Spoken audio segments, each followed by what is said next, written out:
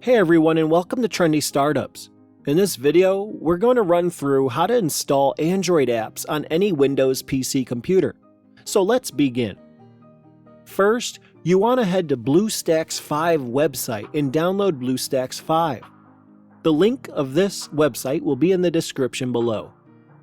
BlueStacks 5 is a software that will allow you to run the Google Play Store on your computer so that you can install any Android apps or Android games you wish. Next, you will want to install BlueStacks 5 to your computer.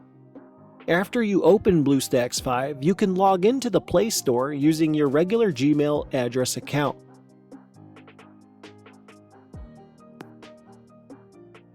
You can then finally download and run any Android apps or games that you wish. Most people use BlueStacks 5 to download Android games and play them this way. Hope this video helps you, and thanks for watching.